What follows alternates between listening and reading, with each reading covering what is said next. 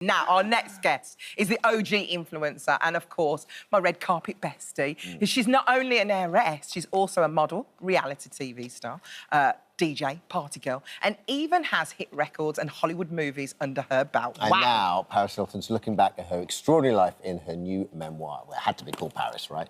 And she joined us now to tell us more. Thanks for joining us. Thank you. Thanks So for calling up a very you. confused Becky as well. What a fun show. It's such a fun love show, it. isn't it? And it's so lovely to have you. We're so honoured. Everyone's very excited to have you. But can I just say, congratulations on becoming a mum. How are you? How is life being a working mum now?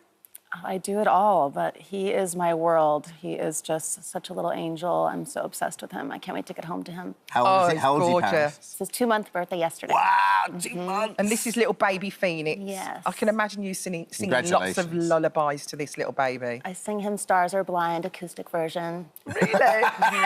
He's only 8 weeks. He needs that acoustic version. We can't go like full on yet. So let's so talk the memoir. When did you first think, you know, my story's extraordinary, I'm going to put pen to paper and tell us? It all started out with my documentary when I really just started being vulnerable and real and just really going into things that I just have went through in my life that have been really difficult. And I just thought it was time. I feel like the media has really controlled my narrative for over 2 decades. And now it was time to tell the truth. I feel like this is the authentic Paris now. Even your voice is not the same as what I remember. Like, just hearing you now, this is you, isn't it? Yeah, this is my real voice. That was just a character I was playing.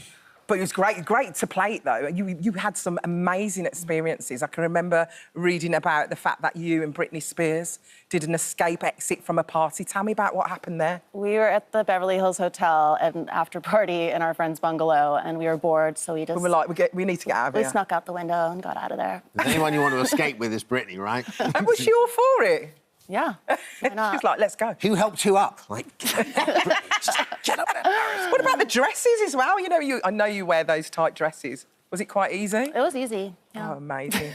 When you look at your life, what has been the most moving for you or the most educational for you? What have you learnt in your life? Just so much. I've lived such a full and exciting life, but I've also been through so much, and it's just made me such a strong woman today. And amazing. I write all about it in the book. So when you decided to... So was there a gear change in your life where you didn't want to be on TV and be a reality? And to a point, like you said, someone else is controlling your narrative, to becoming, you know, growing up, I guess, and becoming an adult and being a businesswoman and all of that. Was there or did it just happen sort of slower than that? I just think that for a long time people have misunderstood and underestimated me, but I can understand playing that character. Of course, they were going to assume otherwise, but I'm not a dumb blonde. I'm just very good at pretending to be one. Did you feel trapped to be perceived like that? I think just after The Simple Life, I kind of got stuck in that character where everyone assumed that's who I really was in real life. Yeah.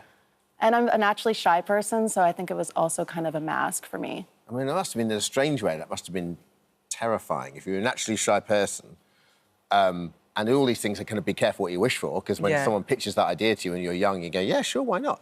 But off the back of it, then you're like, well, I have to live up to that caricature to to provide and have a life, right? Yeah, The Simple Life was the first of its kind. So when Nicole and I did that show, we had no idea what we were getting into. But we had the best time, and The show itself was quite sweet, wasn't it? It wasn't like... It's amazing. Yeah. And I love that people are still enjoying it today. Yeah. Oh, amazing. I've got to talk about the fact that I can't believe that Kim Kardashian was your PA. How did that even happen? We've been friends since we were little girls, and she's just an amazing friend. Well, I heard that you had loads of... Obviously, when you was the character, you had loads of freebies come to the house, and you just thought, apparently she's really good at sorting things out. She's way more organised than I am. Really? Well, I need her in my house. Honestly, I'm so cluttered at the moment. I need a declutter. It's unbelievable. Without going too dark, you write about in the book about one night, age 16, when your life completely flipped around. Can you tell us a bit about that? When I was 16, I was taken in the middle of the night by 2 large men, and I was brought into these places called emotional growth boarding schools, and it was just completely traumatizing and terrifying every single day. And that's why I've been fighting to advocate for change and have changed laws in 8 states so far. So what are these? What are they set up for? What are these? Are they schools? They're called schools, and the parents have no idea what's happening behind closed doors. And it's now a multi-billion-dollar industry with hundreds of children who have died. So that's why I've been using my voice and advocating for these kids. And is the idea that you're taken over to change your behaviour, or like, because obviously if parents are unwittingly sending their children to them, what is the reason? Because you're off the rails or perceived to be off the rails? I wasn't a bad kid. I was just a rebel, like Sure. any teenage girl. Right. Sneaking out. I was getting bad grades, and You love to party as well. I loved to go out before, but now I'm grown up and I don't really enjoy it as much anymore. What's your ideal evening now? What would you like to do? What does Paris do in their normal life? I love to cook lasagna for my husband and just lay in bed with my baby and cuddle with my hubby and That's my type chill. of evening. What's your lasagna game like? You good? My what? You cook a good lasagna? Oh, yeah. It's called sliving lasagna. It's We would my have got you in the specialty. kitchen. We would have got you in the kitchen. Could have been in O'Leary's Next time pub I'll today cook it doing a for you guys. lasagna. Paris, what do you want people to get from this? If people are kind of crystallising you as Paris and the simple life and parties and whatnot, what do you think? How can this change that? Just to not judge a book by its cover, and there's so much more to me than they know. Mm-hmm. And But I knew that before I even met you, Sure. you know. I knew that there was so much more to you. I knew you were a businesswoman. I knew...